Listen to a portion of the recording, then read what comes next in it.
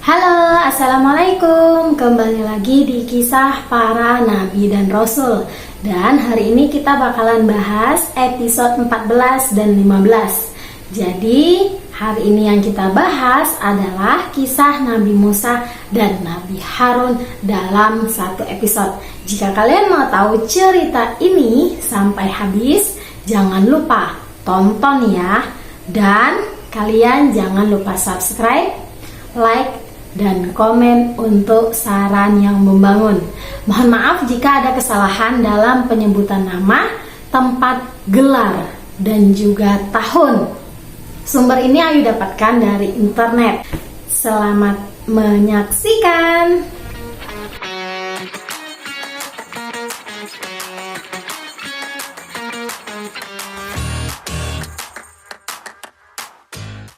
Nabi Musa disebut sebanyak 136 kali di dalam Al-Quran dan menjadikannya sebagai manusia yang namanya paling banyak disebut di dalam Al-Quran. Sedangkan Nabi Harun disebut sebanyak 20 kali di dalam Al-Quran dan kisahnya disebutkan bersama Nabi Musa. Jadi ini adalah alasan pertama kenapa kisah Nabi Musa dan Nabi Harun kita jadikan satu episode. Nabi Musa dan Nabi Harun adalah seorang Bani Israel, yakni mereka yang merupakan keturunan Nabi Yakub. Sebagaimana diketahui, Nabi Yakub adalah nenek moyang Bani Israel. Nabi Yakub yang pada awalnya tinggal di Palestina atau tanah Kan'an, dan putra ke-11 Nabi Yakub, yakni Nabi Yusuf yang telah menjadi orang kepercayaan raja, kemudian mengundang Nabi Yakub dan juga keluarganya yang ada di Palestina untuk tinggal di Mesir lantaran paceklik hebat, sehingga kemudian mereka beranak pinak di sana. Ayah Nabi Musa dan Nabi Harun bernama Imran bin Uhad bin Lawi bin Yakub bin Ishak bin Ibrahim. Sedangkan ibunya bernama Yukabat atau Yukabit yang merupakan saudara perempuan Kuhat dan bibi dari Imran sendiri. Dari pernikahan Imran dan Yukabat lahirlah 3 orang anak, yakni 1 anak perempuan yang bernama Maryam dan 2 orang anak laki-laki yang bernama Harun dan Musa. Alasan kedua yaitu karena Nabi Harun dan Nabi Musa merupakan saudara kandung 1 ayah dan 1 ibu. Al-Quran tidak menyebutkan motif Fir'aun menindas Bani Israel. Para ulama memberikan keterangan bahwa Fir'aun melakukan hal tersebut lantaran yakin bahwa akan ada Bani Israel yang akan menghancurkan kekuasaannya. Sebagian ulama menyebutkan keyakinan ini didapat lantaran Fir'aun bermimpi melihat api dari Baitul Maqdis yang ada di Palestina datang menghancurkan rumah-rumah bangsa Qibti, tapi tidak dengan rumah Bani Israel. Sebagian ulama berpendapat bahwa hal ini berkaitan dengan Raja Mesir terdahulu yang terkena tulah karena ingin menodai Sarah, yaitu istri dari Nabi Ibrahim. Sehingga dari peristiwa inilah timbul keyakinan bahwa akan ada keturunan Sarah yang akan menghancurkan kekuasaan Fir'aun. Tetapi ada pendapat lain yang menyebutkan bahwa pada saat Firaun ini bermimpi melihat api tersebut, dia bertanya kepada ahli nujum atau ahli peramalnya. Dan juga ada yang menuliskan bahwa ahli nujum atau ahli peramalnya ini datang menghadap kepada Firaun dan mengatakan bahwa menurut perhitungannya akan lahir seorang bayi laki-laki dari kalangan Bani Israel yang akan menjadi musuh dan menghancurkan kekuasaan Fir'aun. Fir'aun yang kaget mendengar informasi tersebut saat itu juga memberikan perintah kepada para prajurit kerajaan untuk membunuh setiap bayi laki-laki yang baru lahir dari kalangan Bani Israel. Sebagian ulama menyebutkan bahwa kemudian bangsa Qibti mengeluh pada Fir'aun karena jumlah Bani Israel menjadi terlalu sedikit untuk melakukan pekerjaan kasar lantaran kebijakan pembunuhan bayi laki-laki tersebut, sehingga dikhawatirkan bangsa Qibti inilah nantinya yang akan mengurus berbagai pekerjaan kasar. Kemudian Fir'aun mengadakan kebijakan berselang-seling 1 tahun tidak dilakukan pembunuhan, dan pada tahun berikutnya kebijakan pembunuhan tersebut dilakukan, dan Nabi Harun lahir pada saat kebijakan tersebut tidak dijalankan. Sebagian ulama menyebutkan bahwa kebijakan tersebut dilakukan setelah Nabi Musa dan Nabi Harun menyeru kepada Fir'aun. Tetapi sebagian lagi menyebutkan bahwa kebijakan ini dilakukan bahkan sejak sebelum Nabi Musa lahir dan tetap dijalankan setelah Nabi Musa diutus pada Fir'aun. Dan kita bakalan masuk ke cerita yang di sini khusus tentang kelahiran Nabi Musa.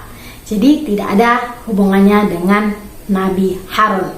Pada saat ini Yokabat atau ibu Nabi Musa ini tengah mengandung Nabi Musa, dan kebijakan pembunuhan tersebut tengah dijalankan. Pada akhirnya saat akan melahirkan, ayah Nabi Musa membawa ibunya ke gua agar tidak ditemukan para prajurit kerajaan, apalagi sampai dibunuh.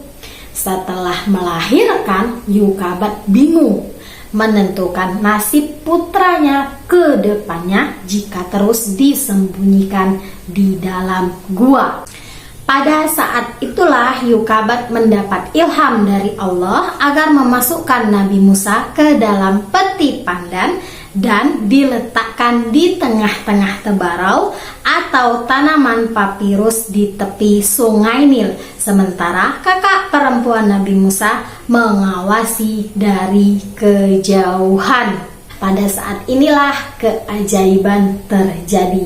Peti tersebut ditemukan oleh putri Raja Fir'aun. Kemudian peti itu dibuka, dan setelah tahu isinya adalah bayi, mereka kemudian membawanya ke hadapan ibu mereka, yakni istri Fir'aun yang bernama Asiyah. Tetapi ada yang menyebutkan bahwa peti tersebut memang secara langsung sudah ditemukan oleh istri Raja Fir'aun yang bernama Asiyah. Istri Raja Fir'aun sangat senang melihat bayi itu, sehingga ia kemudian ingin mengangkatnya sebagai anak dan mengutarakan niatnya itu kepada Fir'aun. Pada awalnya Fir'aun menolak, namun atas bujuk dan rayuan manisnya sang istrinya, akhirnya ia pun setuju. Asiyah pun sangat senang dan segera dicari inang pengasuh untuk menyusui Nabi Musa.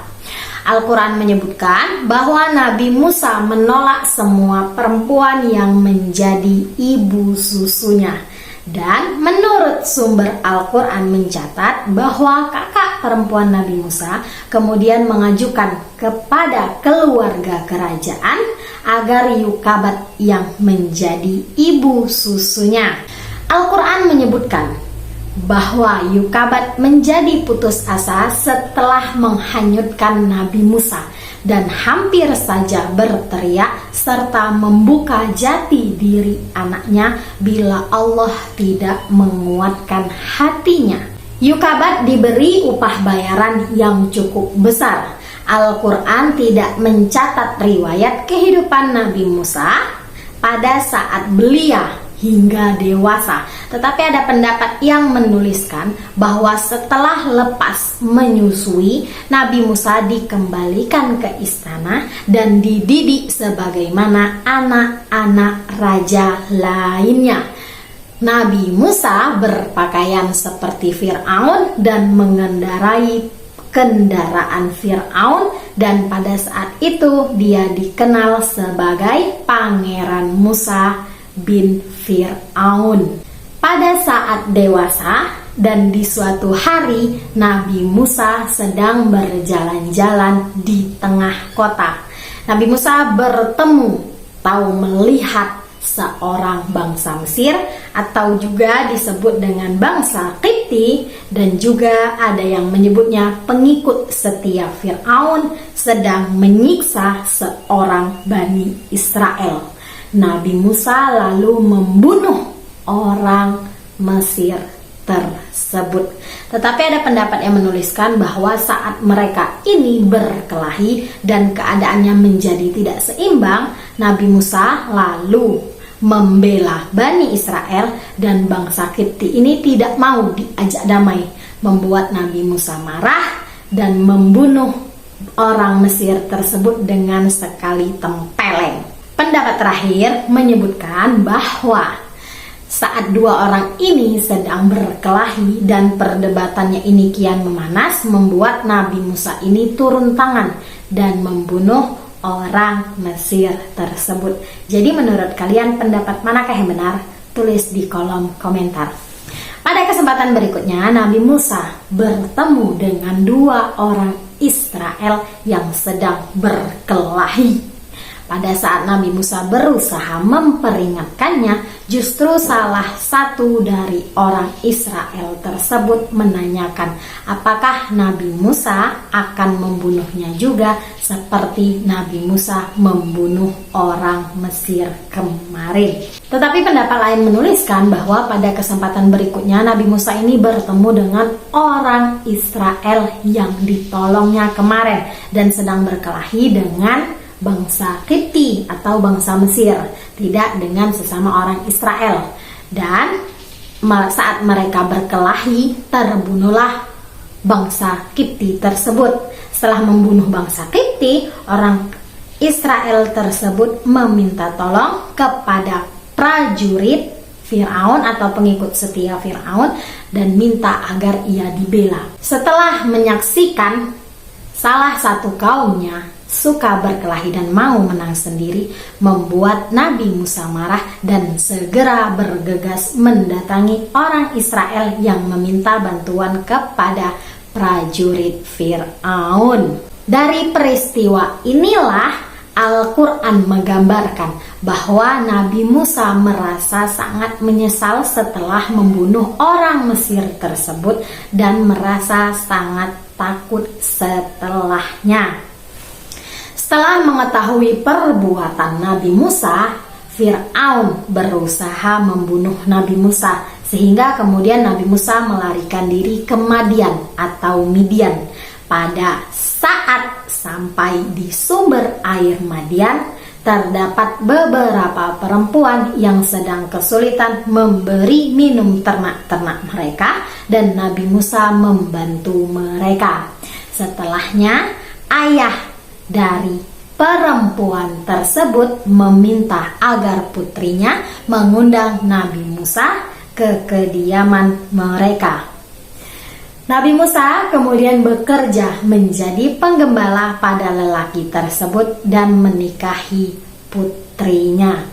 Al-Quran memberikan keterangan bahwa Nabi Musa keluar dari Mesir lantaran ada seseorang yang memperingatkannya bahwa para pembesar berencana membunuhnya. Terkait lelaki Madian yang menjadi mertua Nabi Musa, Al-Quran tidak menyebutkan jati dirinya selain bahwa dia adalah seseorang yang usianya sudah sangat lanjut. Banyak literatur muslim yang kemudian menyebutnya adalah Nabi Syuaib meski keterangan itu tidak terdapat di dalam Al-Quran. Al-Quran menyebutkan bahwa putri dari lelaki tua tersebut yang ditemui Nabi Musa di sumber air berjumlah 2 orang. Ibnu Katsir menyatakan bahwa bisa jadi lelaki itu memiliki 7 putri dan yang sedang memberikan minum ternak-ternak saat itu ada 2 orang. Al-Quran menyebutkan bahwa lelaki tua itu akan menikahkan Nabi Musa dengan putrinya jika Nabi Musa mau bekerja padanya selama 8 tahun atau digenapkan menjadi 10 tahun. Oke, kita masuk ke cerita yang di dalamnya ini sudah ada Nabi Harun di dalam cerita tersebut. Dan inilah ceritanya. Setelahnya Allah berfirman kepada Nabi Musa saat dia berada di gunung. Allah memerintahkan agar Nabi Musa menanggalkan alas kakinya karena tempat itu adalah tempat yang suci. Dan kemudian memerintahkan Nabi Musa untuk menyeru kepada Fir'aun dan membiarkan Bani Israel keluar dari Mesir. Allah juga memberikan mukjizat kepada Nabi Musa, yakni tongkat yang dapat berubah menjadi ular dan tangannya dapat berubah menjadi putih atau mengeluarkan cahaya atau juga sinar. Namun Nabi Musa masih merasa takut. Kakak Nabi Musa, yakni Nabi Harun, juga diutus oleh Allah mendampingi Nabi Musa. Dan inilah alasan ketiganya, yakni Nabi Harun bertugas sebagai juru bicara dalam dakwahnya Nabi Musa. Dikarenakan Nabi Musa ini kurang fasih dalam berbicara karena mengalami kekakuan pada lidahnya. Dan juga dituliskan bahwa Nabi Musa ini pada saat kecil memakan bara api sehingga lidahnya cacat. Terkait waktu, Al-Quran menyebutkan bahwa peristiwa tersebut terjadi setelah Nabi Musa menyelesaikan waktu perjanjian kerja dengan mertuanya dan saat Nabi Musa pergi bersama keluarganya. Ulama tafsir menyebutkan bahwa mereka dalam perjalanan menuju Mesir. Disebutkan bahwa pada saat dalam perjalanan bersama keluarganya, Nabi Musa melihat api di lereng gunung dan mendatangi tempat tersebut untuk mencari kabar atau membawa api kepada keluarganya. Dan setelahnya Allah berfirman seperti yang tadi sudah dijelaskan. Al-Quran menyebutkan bahwa tempat Allah berfirman pada Nabi Musa adalah lembah tua. Turunnya wahyu menandakan bahwa Nabi Musa sudah diangkat menjadi nabi yang bertugas untuk menunjukkan kebenaran kepada umatnya, khususnya atau terutamanya kepada Fir'aun.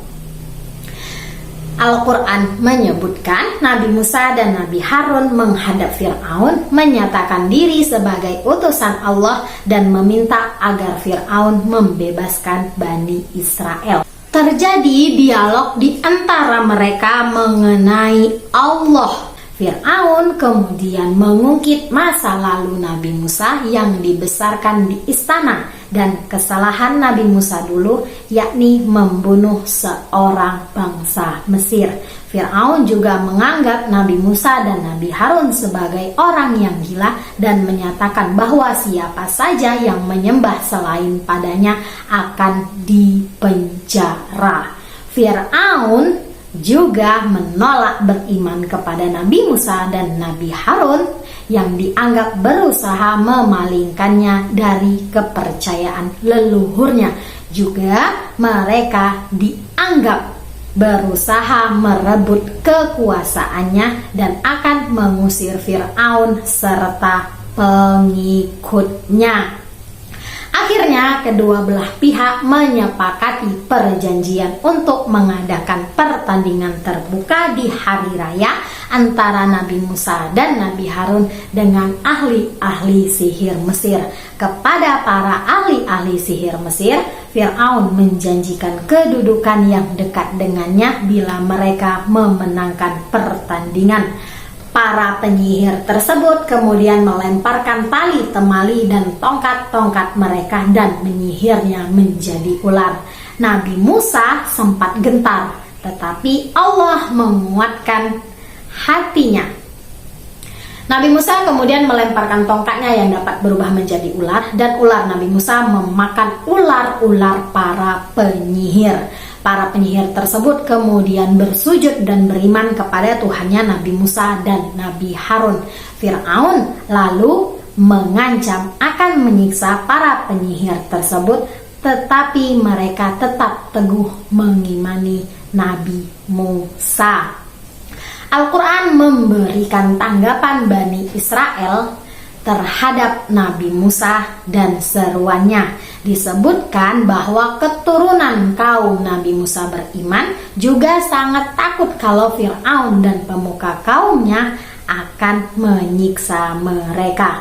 Sebagian lagi mengeluh dan menyebutkan bahwa mereka tertindas baik sebelum maupun sesudah Nabi Musa datang. Sebagian lagi menyebutkan bahwa mereka akan bertawakal kepada Allah dan berdoa untuk diselamatkan dari orang-orang kafir. Kejadian ajaib lainnya pun muncul, yaitu ketika Nabi Musa memasukkan tangannya ke dalam sakunya dan mengeluarkannya, maka terlihat sinar menyilaukan sampai-sampai Fir'aun meminta untuk memasukkannya kembali.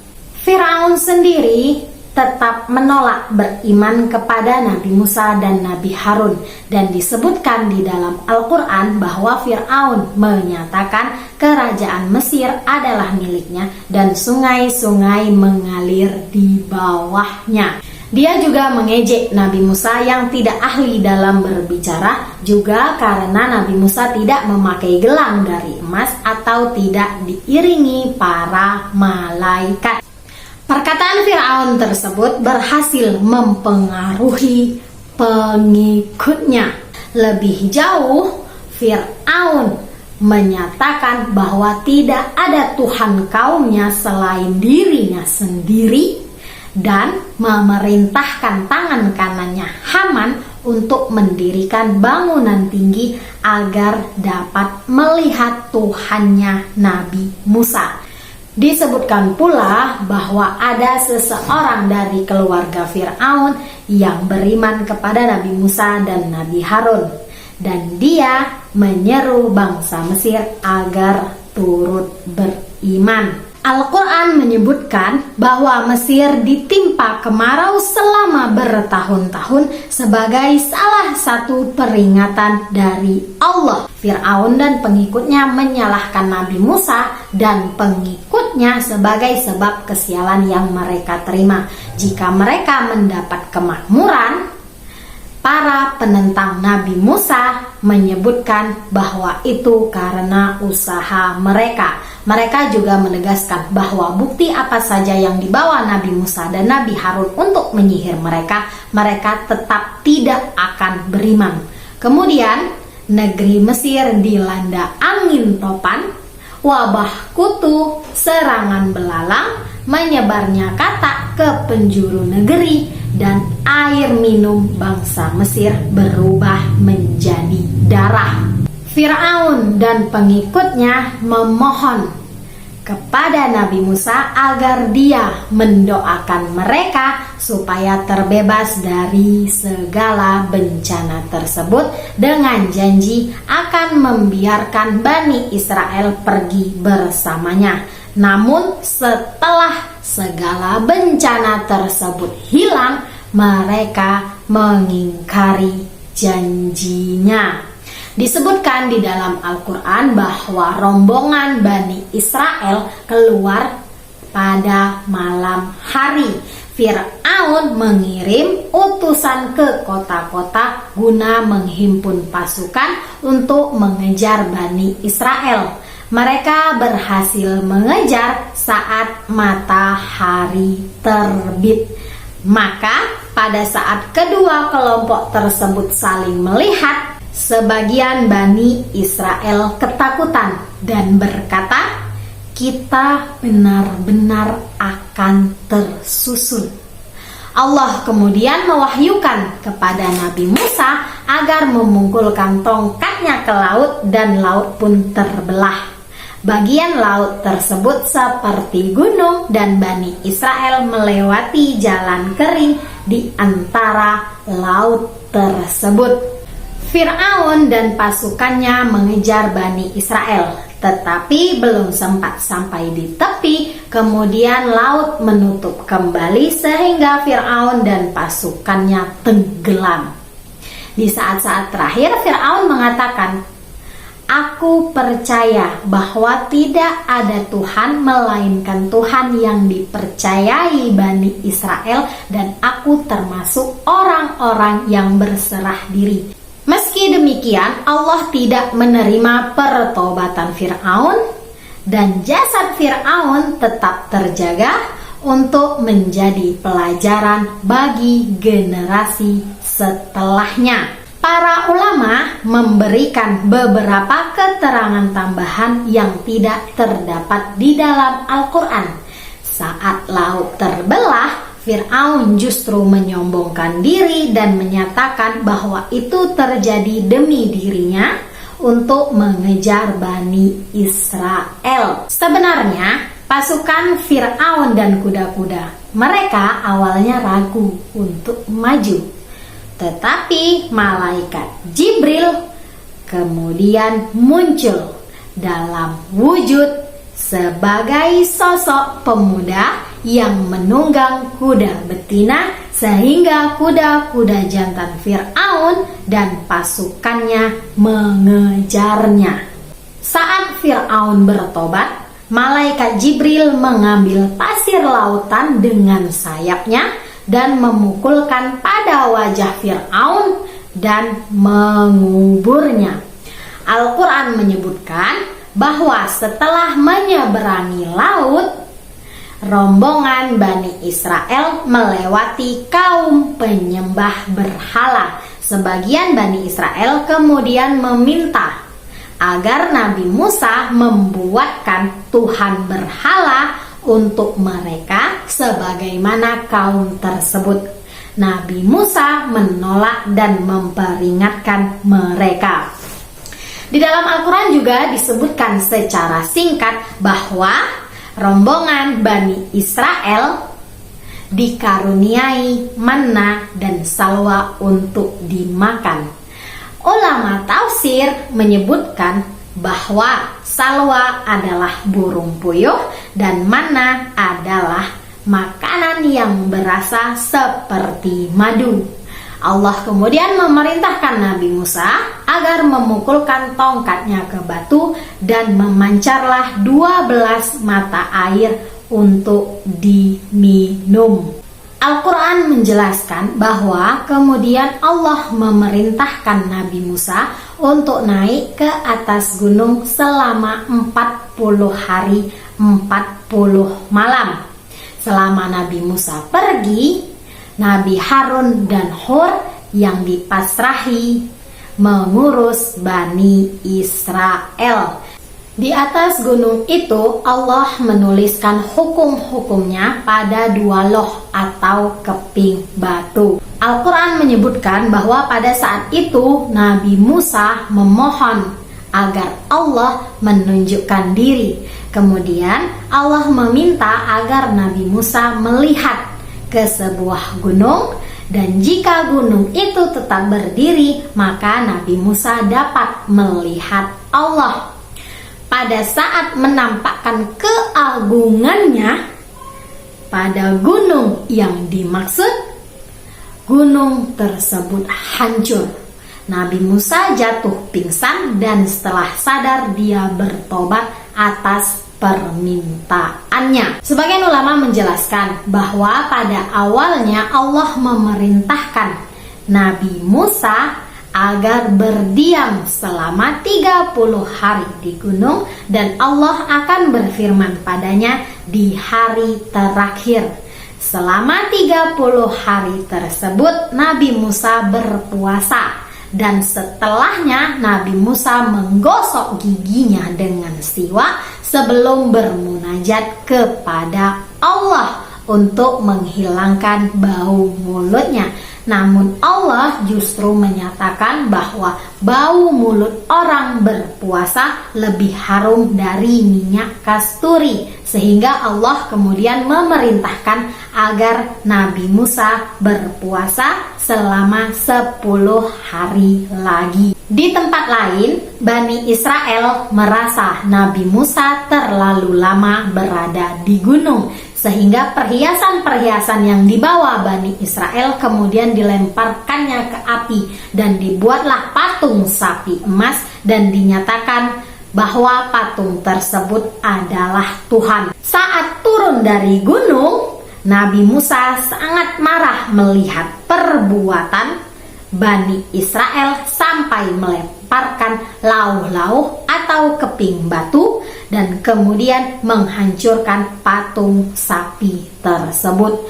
Nabi Musa juga memarahi Nabi Harun yang dianggap lalai menjaga Bani Israel. Al-Quran menyebutkan bahwa seseorang yang bernama Samirilah yang melakukannya. Sementara Nabi Harun sendiri sudah berusaha mencegah perbuatan Bani Israel menyembah patung tersebut, tapi peringatan tersebut tidak diindahkan lantaran dia dianggap lemah dan diancam akan dibunuh.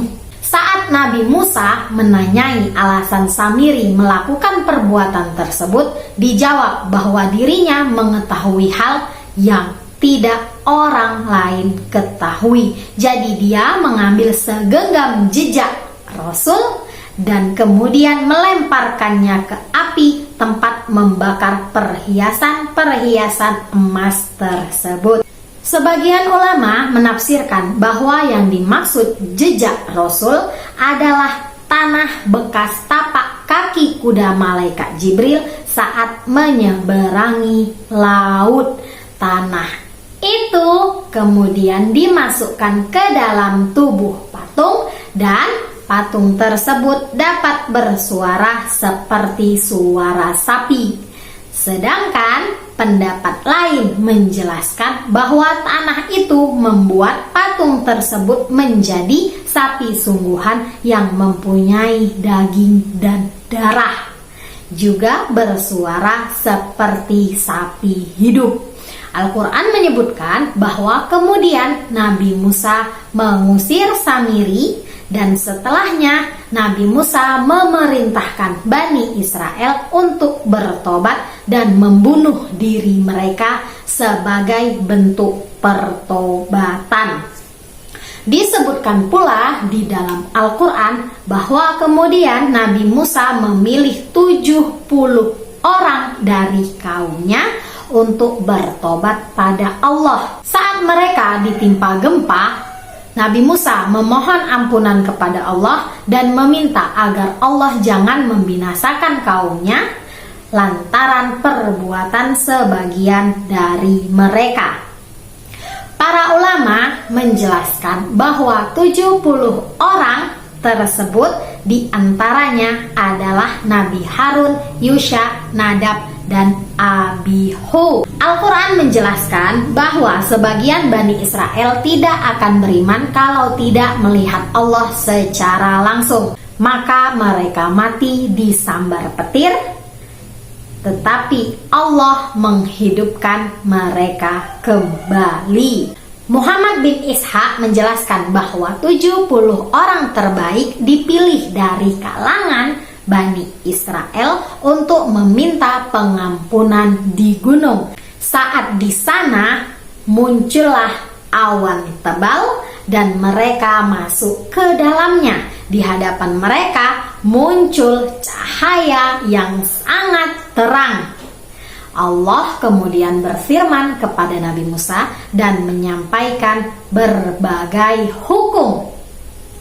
Setelahnya, Nabi Musa mendatangi kaumnya, tetapi mereka tidak mau beriman kalau tidak melihat Allah. Maka Allah kemudian menyambar mereka dengan halilintar. Al-Quran menjelaskan bahwa Nabi Musa memerintahkan Bani Israel untuk masuk ke negeri yang telah ditentukan Allah untuk mereka. Namun mereka tidak mau memasukinya dengan alasan bahwa penduduk di sana sangat kuat dan kejam.